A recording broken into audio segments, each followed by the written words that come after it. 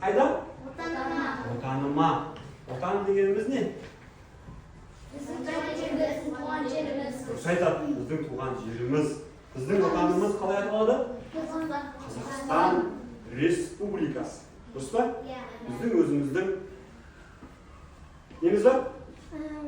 Туымыз бар, Туымыз бар, елтаңбамыз бар, әнұранымыз бар. Солай ғой? Әнұран жатқа білеміз ғой? Тамаша. Так. Енді, яғни бүгінгі тақырыбымыз білімім отаныма деп аталады. Және бұл тақырыптың мақсаты жазылған. Назар аударсаңыздар, қазір бізге Әлихан оқып жүреді. Тақырыбы білім мен отаныма.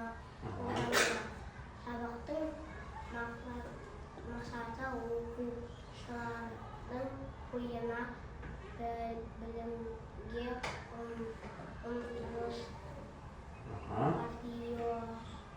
Патриотизм және еңбекқорлық сияқты қасиеттерді қалыптастыру. Жақсы, тамаша, отыра бар. Ары қарай біз сабағымызды жалғастырайық. Біздің сабағымыз бірнеше бөліктерден тұрады. Ең алғашқы бөлігі бұл мақал сөздің маржаны деп аталады. Яғни біздің мақалдарымыз неге қатысты болуы мүмкін? Қандай тақырыппен байланысты болуы мүмкін? Мақалдарымыз қандай тақырыппен байланысты болуы мүмкін? Отан, білім. Отан мен білімге қатысты болуы мүмкін. Келісеміз бе? Так, олай болса маған қазір сіздердің араларыңызда осы отан жайлы, білім жайлы мен мықты мақал мәтелдерді білем деп өзіне сенімді болған 6 оқушы шықсыншы. Бір-біреуден аламыз. Жақсы. Және мұнда қатарға тұра қоямыз. Қатар-қатармен тұра қоямыз. Қатар-қатармен. Рет-рет. Тамаша. Бұл жерде бізде мақалдардың басқа бөлігі ғана берілген. Ары қарай сіздер оны жалғасын тауып көруіңіз керек. Келістік па? Ибрагим, бастай ғой. Білекті бірді жығады. Ибрагим өзіңізді қалғасын білесіз ба? Оқусыз. Қайдағы? Білімсіз. Жақсы, бірінші Әлихан қол көтерді. Қазір Әлихан жауап дұрыс болса сендерге кезіп беремін. Білімді мыңды жығады. Білімді мыңды жығады. Келісеміз бе? Білекті бірді жығады, білімді мыңды жығады. Үлкен жетістікке жете алмауы мүмкін, бірді ғана жығады дейді. Ал білімді адам ше? Білімді адам көп заттар жасай алады. Үлкен жетістіктерге жете алады, мыңды жығады дейді. Келсеңіз бе? Бізде Абылайда. Оқусыз білім жоқ. На-на-на-на-на-на. Абылай жалғасады. Бар ма, нұсқалары бар ма? Тәртіпсіз. Жақсы, ол нұсқалары жоқ болса білім жүріңізде. Мен тақтаға шығарам. Оқусыз білім жоқ. Білімсіз білім жоқ. Ал мағынасын түсіндірейік. Біз білімді боламыз ба? Жоқ. Әрине, оқусыз білім жоқ деген сол. Оқымайтын болсақ біз білім ала алмаймыз. Дұрыс па? Әріп танымасақ, жаза алмасақ сауатты, енді білімсіз күнің жоқ. Мен түсіндім. Егер біздің біліміміз жоқ. Сен білімсіз болсаң, сенің күнің жоқ болады. Өйткені сен білімді болмасаң, онда күнің жоқ болады. Өмірің мәнді болмайды, солай ма? Өмірде үлкен жетістікке жете алмайсың деген мағынаны білдіретін шығар. Жақсы. Келесі мақал тыңдайық. Бізде үшінші мақал Марсель мырзада екен. Оқу инемен құдық. Оқу инемен құдық қазғандай. Келсеміз ба? Инемен жерді шұқып құдық қаза аласыңдар ма? Жоқ. Өте қиын, яғни оқу да оңай емес. Оқыған адам, білімді адам үлкен жетістікке жетеді. Дұрыс айтады. Кәне тексеріп көрейік. Оқу инемен құдық қазғандай дейді. Келсеміз ба? Жақсы. Енді ұмытпай жаттап жүреміз ба? Осы мақалдарды біз білімге қатысты мақалдарды біліп жүреміз керек. Жеті жұрттың тілін біл. Бар ма жауап? Жеті жұрттың тілін біл. Жеті тілді білім 7 түрлі білім біл. Білім біл дейді. Ал тексеріп көрейік. Әрине дұрыс. 7 жұрттың тілін біл. 7 түрлі білім біл. Ал адамға бір ғана тілді білу жеткілікті ма? Көп тіл білген сайын сенің білімің де көп болады. Дұрыс па? Тек бір бағытта ғана білімді болған оқимын, әдебиет мүлде оқымайын деуге бола ма? Жоқ. 7 түрлі білім. Математиканы да біл, әдебиетті де біл, жаратылыстану, орысша да біл, ағылшынша да біл. Иә. Келісеміз бе? Жақсы, келесі мақал. Білетінім 1-9. 1-9. Білмегенім 19. Білмейтінім 19. сені жақындадыңыз көрейік. 99 дейді. 19 емес 99 екен. Білетінім 1-9, білмейтінім 99. Бұл не деген сөз? Өйткені сен білесің, сан білесің, сен білмейтін сан ол 99. Яғни бұл сен мен білем деп бәрін көпірек келуге бола ма? Бәрін білем деп. Иә? Біз білмейтін нәрсе жоқ. Солай ма? Сондықтан білім алған кезде мен бәрін білем, оқып қойдым деп білімге тойма бола ма? Жоқ. Иә, біз тамаққа тоямыз, бірақ білімге тоймау керек. Білімге бір аяқталарыңыз айтады. Аш қасқыр сияқты ұмтылу керек. Аш қасқыр қандай болады? Ол алдынан шыққан аңды жеп қою мүмкін, иә? Қоян болсын. Солай ма? Сондықтан аш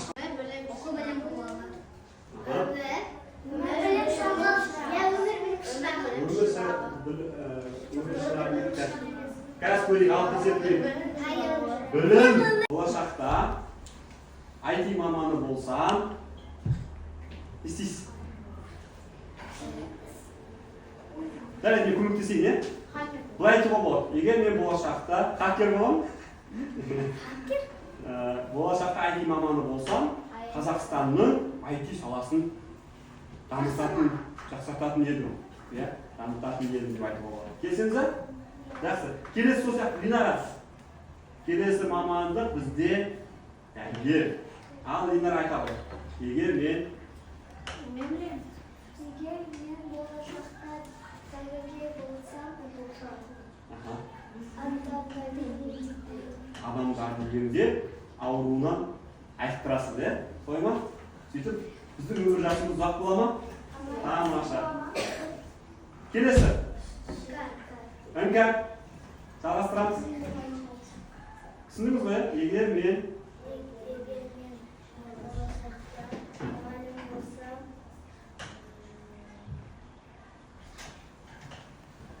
не істейсіз?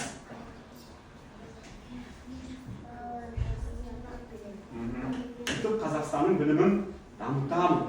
Так, балалар, қараңыздар, бүгінгі сабақты байланыстырамыз. Білімім қайда? Отаныма. Яғни Қазақстанның білімін дамытамын. Қазақстанның медицинасын дамытамын. Біздің біліміміз тек өзімізге ғана пайдалы болмау керек. Қайда пайдалы болмау керек? Ғалым болсам, кім екен білесіз ба ғалымны? Оқымысты адамдар, ғалым, олар ғылыми жаңалықтар ашады. Не істейсіз? Қазақстанның қорғаймын және ғылымын дамытамын деп айтуға болады, ғылымын. Ғалымдар ғылыммен айналысады. Так, келесі. Раяна. Ал. Раяна, оқы тез-тез. Егер мен болашақта құрылысшы болсам, не істейсіз? Нені дамытасыз? Қазақстанның сәулет өнерін дамытамын. Немесе құрылысын дамытамын, немесе керемет мықты үйлер, көркем дедім, көркем үйлер, әдемі үйлер саламын. Амай оқы. Жоғарыдан бастайсың. Амай тездеп.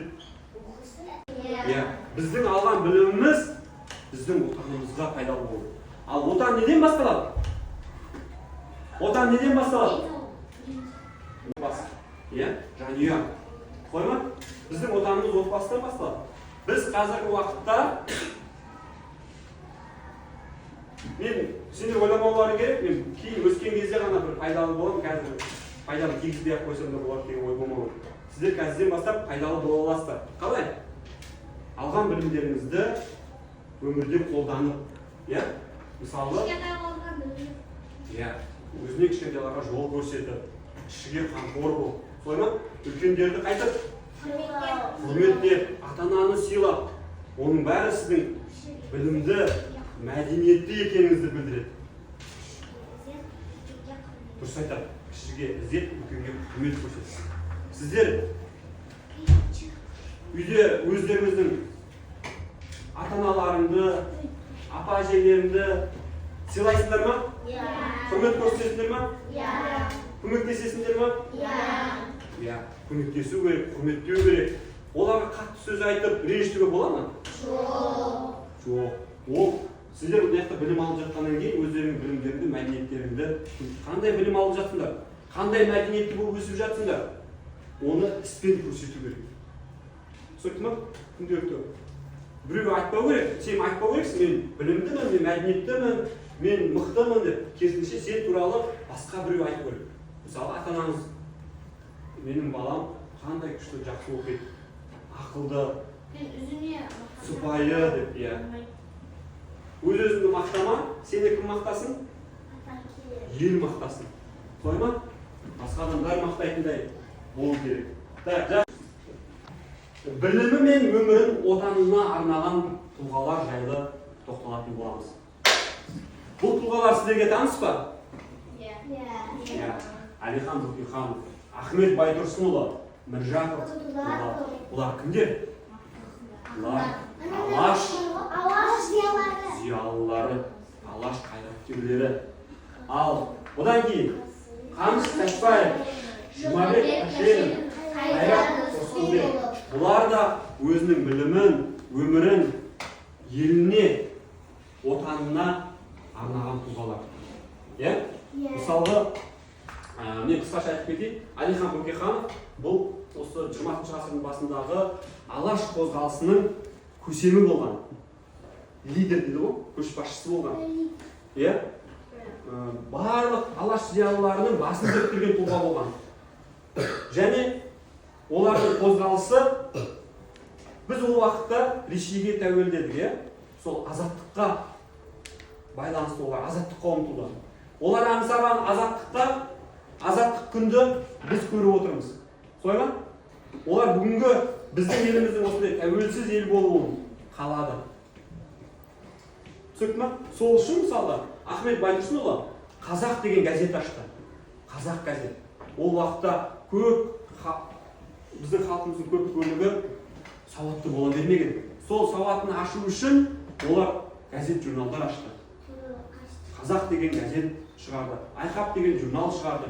Сөйтіп, халықты неге шақырды? Білімді болуға, мәдениетті болуға, иә? Алдыңғы қатарлы елдердің қатарынан қалып кетпеуге шақырды. Ал Міржақып Дулаттың өлеңін білеміз ба? Біздің арамызда Оян қазақ деп айтатын жігітіміз отыр. Оян қазақ кімнің өлеңі? Міржақып Дулаттың. Оян қазақ, көзіңді аш. Көтер басты деп. Тамаша.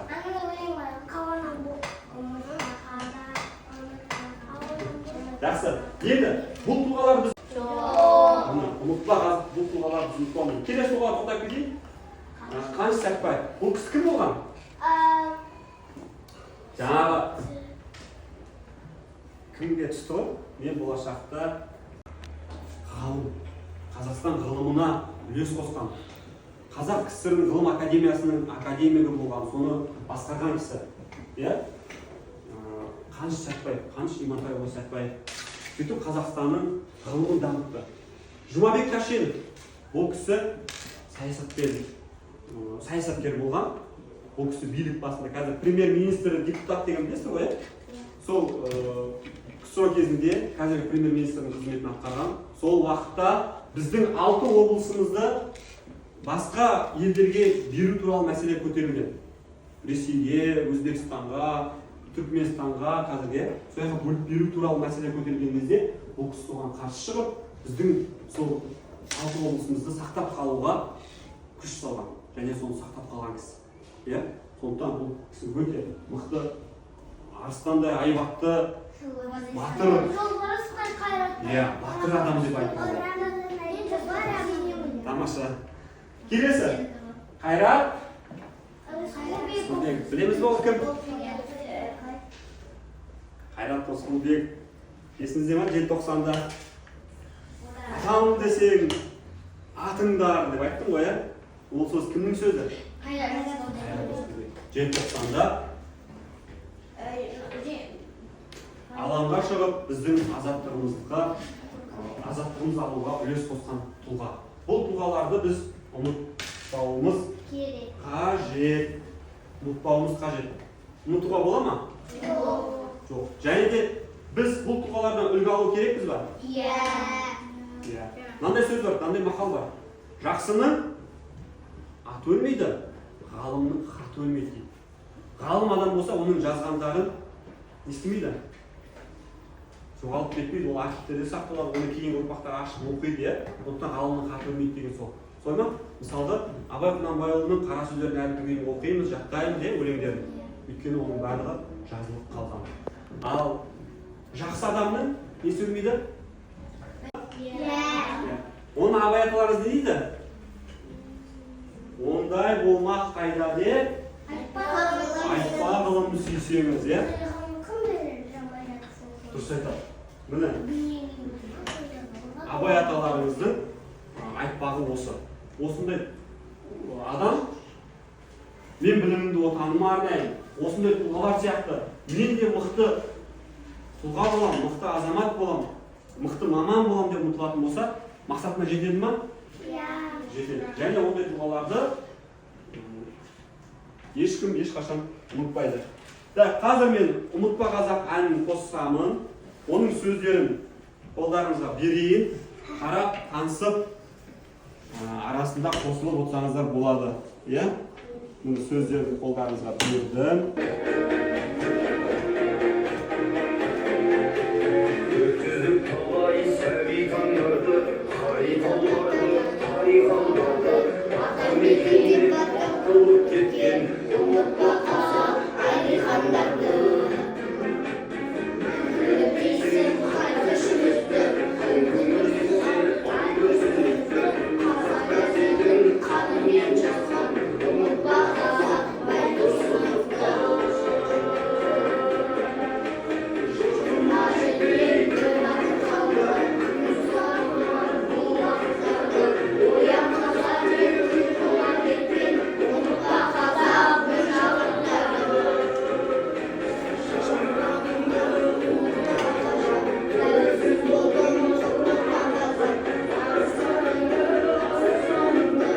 ұмытпа қазақ, тәуелсіз болдың ұмытпа қазақ.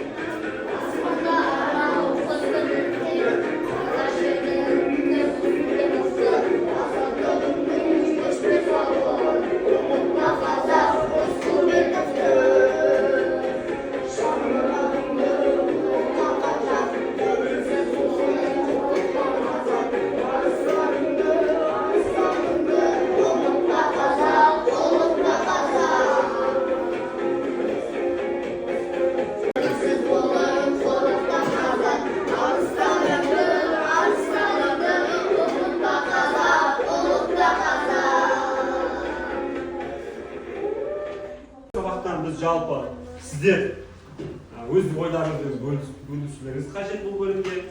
Сабақта не білдіңіз? Сіз үшін не жаңалық болды? сабаққа қатысуыңызды жалпы қалай бағалайсыз? Сабақта қандай қиындықтар туындады немесе осындай әртүрлі сұрақтарға жауап беруге болады, иә? Сабақ жайлы, бүгінгі сабақ жайлы жалпы өзіңнің ойыңды айтсаң болады. Не түсіндің, не білдің, не істедің, не істей алмадың, соның бәрін айтуға болады. Ал, Арман, келе ал.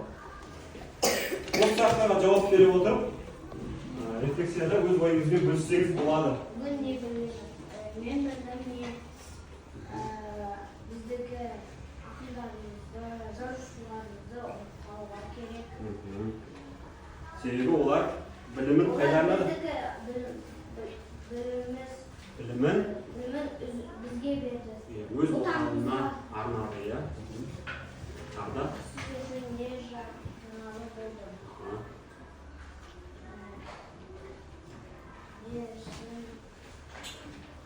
Немесе қандай жаңа нәрсе үйрендіңіз?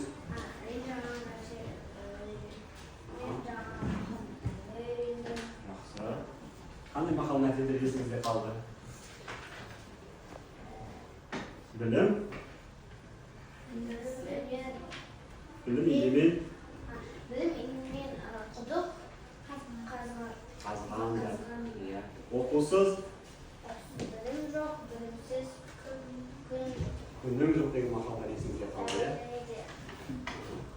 білімді бір тоғыз білімсіз Білмейтіннің 99. Сонымен қандай ойда қалдыңыз? Біліміңізді қайда арнайсыз енді? Алған біліміңізді? Болашақта қайда арнайсыз? Бүгінгі тақырыбымызға оралайықшы. Отаныма арнаймын, иә? Дұрыс па? Білімім отаныма. Бүгінгі сабағымыздың тақырыбы сол. Тамаша. Отырайық. Келесі. Мақал мәтелден қайда Тұлбеков Ташкент. Тұлғалар, иә? Бүгінде Қазақстан алты қалалардың Алты облысын. алты облысын ресейдегі қалаларға Сақтап қалған екен, иә? Арда. мақал мәтел. Қандай мақал мәтел? Не жайлы? Бүгінгі тақырыбымызды еске аламыз. Қандай еді тақырыбымыз? Білімін ұлданмады. Білім жайлы, отан жайлы мақал мәтелдер айттық па? Жаттап алдыңыз ба? Мағынасын түсіне отырып оларды жаттап отыр. Жақсы. Олар өз білімін қайда арнады? Бізге жеткізді, иә? Жақсы.